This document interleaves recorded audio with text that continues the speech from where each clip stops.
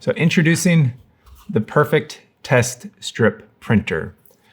You really have no idea how excited I am to actually be able to show this to you and offer it to you as a really good solution for making better prints in the darkroom, helping you find not only exposure, but contrast really quick and easy.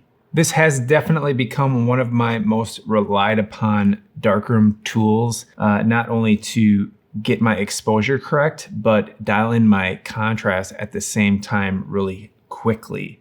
And I can do that with a fixed grade, a single filter, or using split grade filter contrast as well. So you'll see it has two parts. This just pops off with magnets, and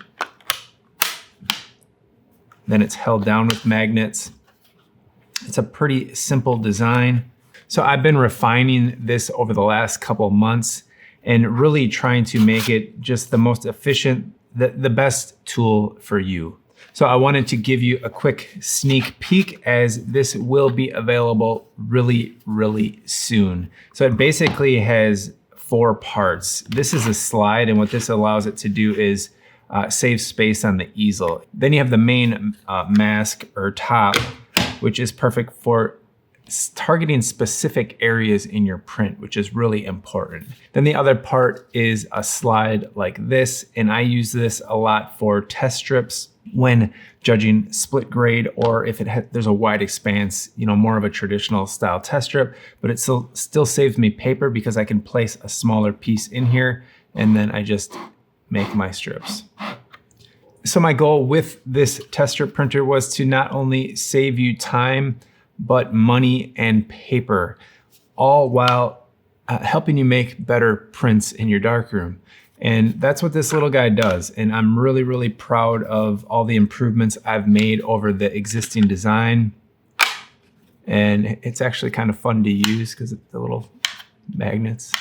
I really can't say enough how much I love using this in my darkroom, and it's definitely a staple, and it's a good thing I've got a bunch of them because I can't live without it at this point.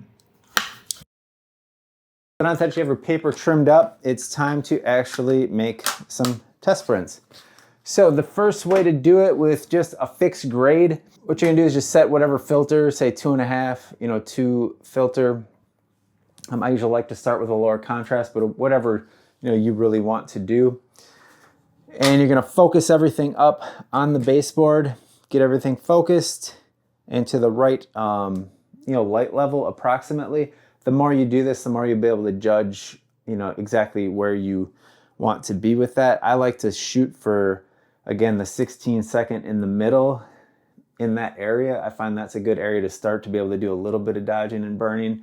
And then if I have to stop down or add more ND to further that, I can.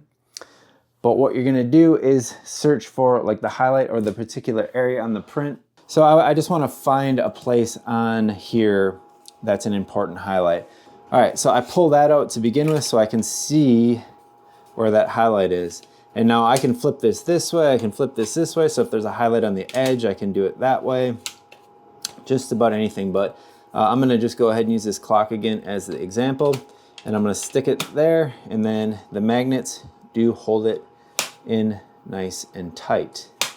Now, if you don't have a magnetic easel, I would recommend getting yourself a little is it scotch or masking tape roll, and then you can just take this right here, and that's these little tabs, and you can just tape it in place. Because I know in the past I did have a wooden easel and I've used other things, and everybody does things differently, so you might not have something magnetic. So then it's definitely not going anywhere that way.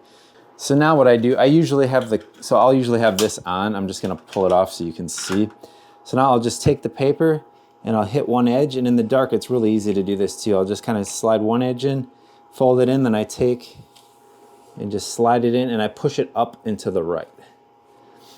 Okay, and I'm gonna leave this top off for the moment. Now, if you want to use the f-stop printing regiment, like I said, in the instructions here, I will leave the numbers that I use for f-stop printing, which is 8, 10.1, 12.7, 16, 20.2, 25.4, and 32 seconds. That works really well for me with my ND filters underneath the enlarger and my lens stopped at 7.1. But your mileage is gonna vary, so you'll have to kind of feel out what works good for you. And once you do this a couple times, you'll know exactly the best settings. But you could also do 3, 6, 9, 12. You could do it that way, 2, 4, 6, 8. You could even do 1 second exposures. So once that's in there, you're gonna close this down, hit your first exposure. Then you'll go on to your next one, and it's really easy to see this in the dark because of the little tabs, and the black contrast. So I just line that up right there, close it down, then I would do the next one, which normally would be longer than that, but for demonstration purposes. So that one I would normally do it like 10.1 seconds in the f-stop printing. Then we're gonna go to the next one. And then before this starts going out the end, you're gonna wanna make sure this is in here. And just stick it in there like that, because this paper is gonna start protruding out the end, and this is gonna cover it and block any light from hitting it. So you do your 7 exposures, and that is going to give you a nice little test print, something like that, to where you can judge your exposure. So that is how I use this for just a standard grade.